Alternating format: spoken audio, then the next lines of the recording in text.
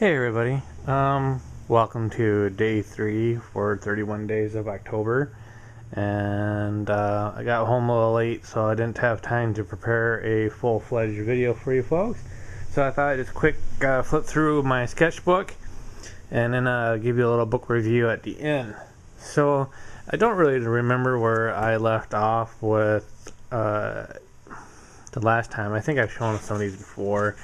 This was just like some web page ideas and working on some details there,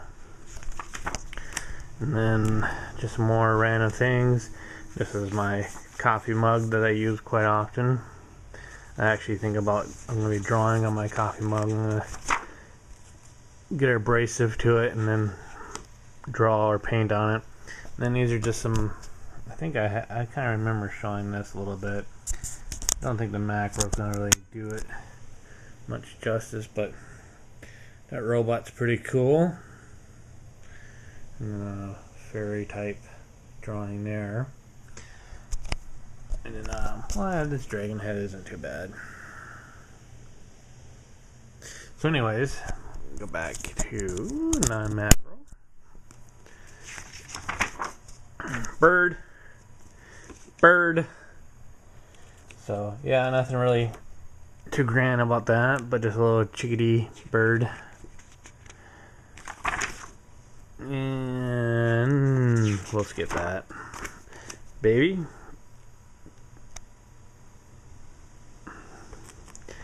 Could use more flat tone over it and then highlights afterwards, but it's not that bad. I've done some pretty good portrait drawings of late. I don't know, storyboard of some sort. And then a knight and a dragon or demon in kind of a cave enclosure. And this originally was all pencil work, and then I gone back and did some inking. The inking is actually just a black Crayola marker. And I go back and forth in the sketchbooks quite often. And this is a sketch that originally had grayscale. It was all gray value, and then I just went back over that gray value with the Crayola markers. Yeah, just regular Crayola marker. I was checking to see if there was any bleed on it, and the Crayola markers, they don't really seem to bleed through and transfer onto the other sheets. Now, for this particular sketchbook, Prismacolor markers will bleed straight through onto the other sheet. So, right now, I also use rose color markers, rose art color markers too. They're just slightly cheaper than the Crayola, and since neither one of them are made in America, then I'll just go with the cheaper one. And this one here for the 40K guys is a, if I can get to the macro, sorry. That's a rack sketch I did, toying with an idea of how to model one. And there's a little zombie scientist kind of guy, cool, freaky scientist guy. That's really about it. That's really worth noting on this page. And this is something that I had pencil drawing once, and then I went back over it with water, with the Crayola or rose art marker. One problem with marker though is that you do get the overlapping colors. So either you have to really like saturate the colors to avoid, like right here where you can see where the layers of the markers went. I remember back in my old design school classes I took, we were using Prismacolor markers, and we had to work on our skill of layering the marker without touching each other. That was a pain in the ass class. Anyways, now this one turned out really good. I do like this one a lot. And this one was done, there might have been a light There might have been a light pencil line on this. I don't really remember. But then I just colored it in with the black and gray color markers. And then I threw just a little bit of brown in there for the hair. But yeah, that one really turned out really good. Here's a kind of a sci-fi theme, fantasy theme. Kind of like a portal here. Big demon or dragon coming out of it. See if I can get that up right. But I haven't really touched it much after that. I really should probably go back and do some values on it and stuff. Could be a scan project, scan it and throw it into the computer. Yeah, eyes. I have a thing for eyes. And then a little crow. Alright.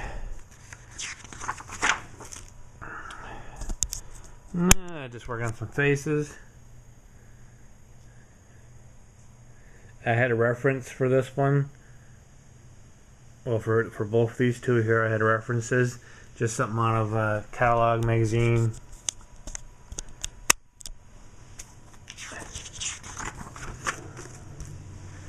And some dragons. No dragon. This camera does not do good other than being in a macro. But anyways, there's a quick dragon.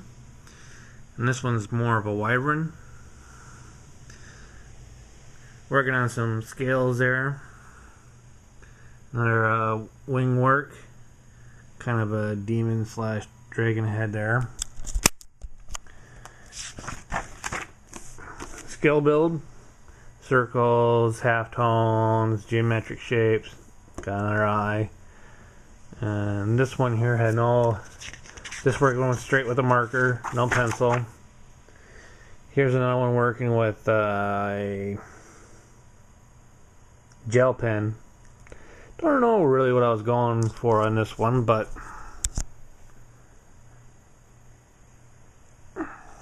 just something to spend some time on.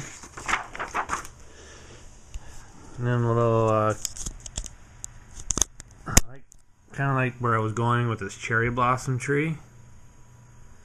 And then little robe there. It's kind of going for like a ongaku type theme, but with some ghosts and stuff like that. But then I don't know, changed my mind. Then I used up that space there to sketching guy. And here's little guy getting sewn up. Now this one had some pre-pencil. This one was pre-pencil line here, just this part. And I guess the hand was done too. Yeah, I can see some pencil lines on there easily. So this was the combination of black Sharpie, black Crayola marker, and pen, ballpoint pen. And there's the overall picture, all fuzzy. So there you go. I think that's it. No, we got more. No reference, just doing a scene. So cityscape in the background here, body of water, walkway, a vanishing tree line to a horizon point, and lamps would be there and there. And I did that during a lunch break. And here's just working with some black line art. This definitely was no pencil. Trying to do a cotton. I think that was trying to do cotton. But these turned out really good. I have a sketchbook where I painted these on the cover of the sketchbook. Something similar to that. So just working on kind of like an Art Nouveau style. Just working on vine work and organic type patterns. And heads, page full of heads, eyes, faces. I don't know, nothing really to write home about, but they're just all practices. That one turned out pretty good. So yeah.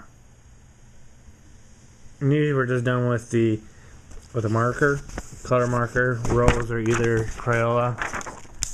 This one here is not really dark to see, but this was the drawing. I'll remember this drawing because this is the drawing I was doing of a scene outside of Dunn Brothers in Gold Valley, and I got a call from my mom telling me that my grandmother had passed away. So this was the drawing that I was doing while I got that word.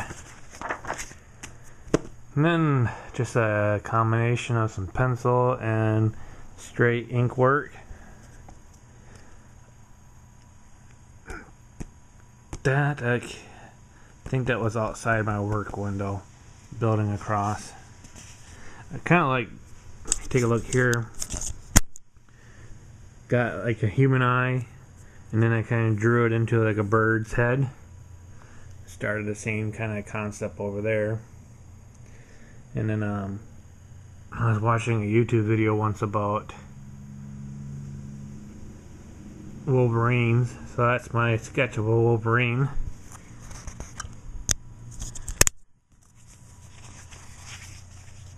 Let's see here. More straight color marker work. Not too bad of an action shot there. Kick, roundhouse kick. And then that was during the when I was in my hometown for the funeral. We were at a hotel, and that was my uncle relaxing in the hot tub, and there's plants behind, kind of a vent of some sort here, tiling. And second cousin, whenever she was about ready to jump in the pool, she'd moon us. That was just a quick sketch of that. And let's see here, what else we got? My aunt wanted me to draw some cats that day, so variety of cats. Except that's an elephant. Straight marker work again. Just more straight marker work.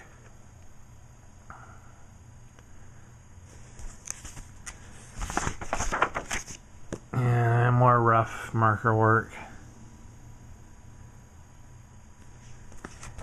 Not too bad for this one here. For the kimono.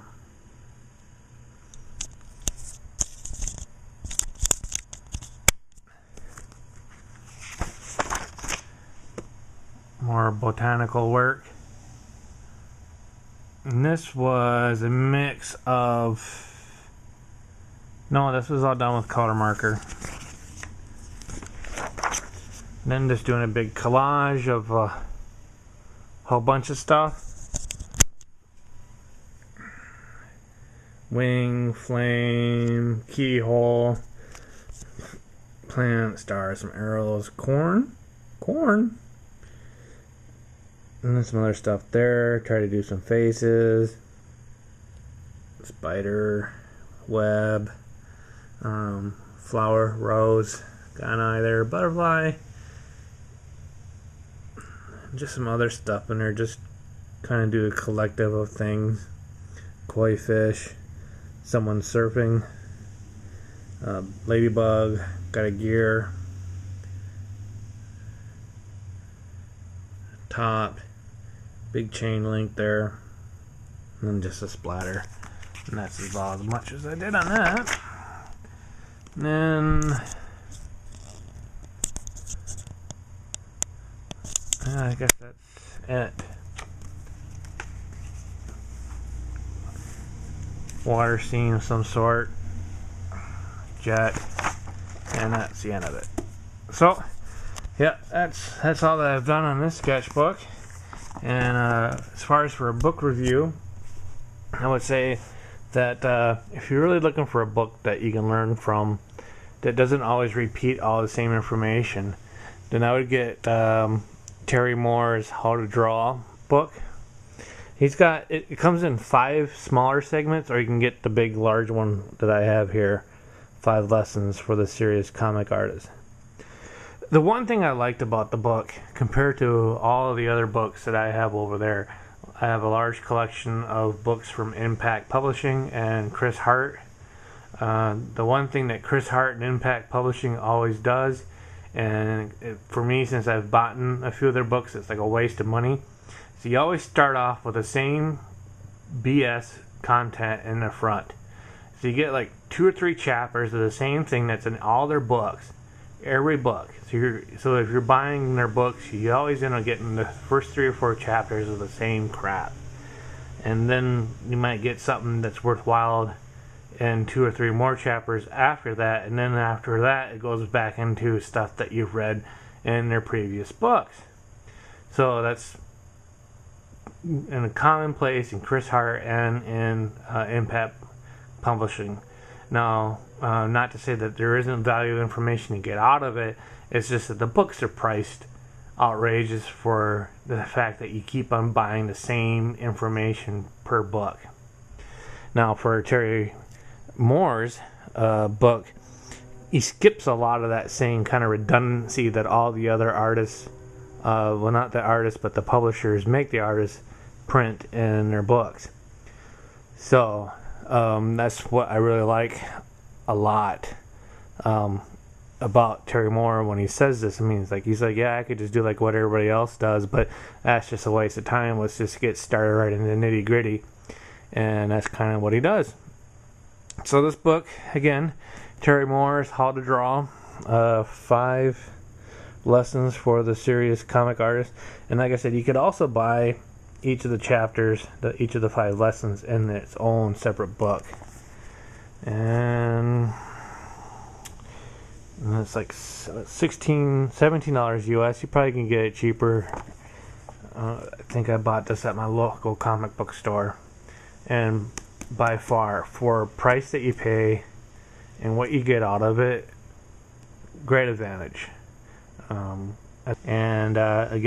if you're looking for a book that's well worth its value and content, definitely get the Terry Moore's book if you can find a copy of it out there. Alright, so thanks for watching.